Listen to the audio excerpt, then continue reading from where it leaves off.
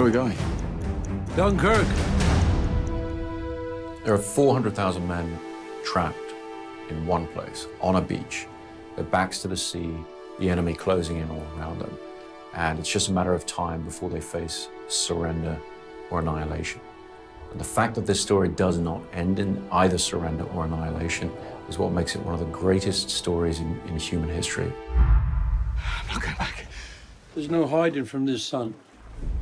We straight away started talking about the big format. We have big love for the big format. I mean, especially IMAX, you know, it's a very visceral window to the world. You know, in many ways, it's the best format out there. If somebody had said to us 6 years ago, you know, go off and make a film about the evacuation of Dunkirk using only large format cameras, I think we would have thought that was an insane thing to do. But because we'd done so much of that work on Interstellar and the Dark Knight movies, we were equipped to do it. And, you know, we're able to maximize the format and really get everything that we wanted from it. 70-something% of the film is the full IMAX format because it is the most beautiful way to watch a movie. It's a treat if you can see it in that format. The immersive quality of the image is second to none. We really try and create the sensation that I would describe as virtual reality without the goggles. The huge challenge is the size and weight of the cameras. So our feeling was if we could find a way to do it physically, the payoff would be well worth it.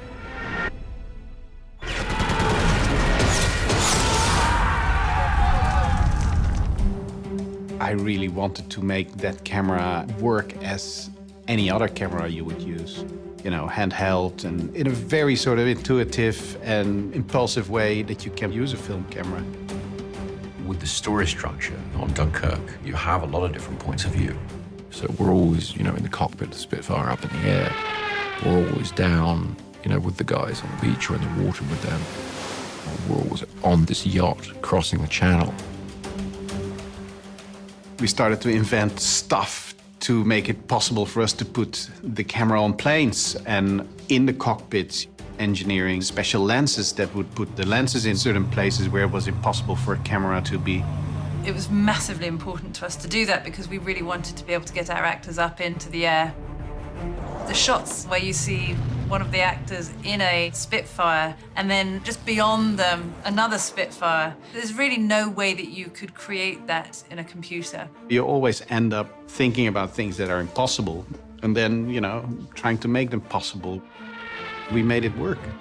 These amazing, massive cameras, it's a very, very visceral experience, a really tactile experience of being there in these events. The audience really gets the benefit of that large canvas.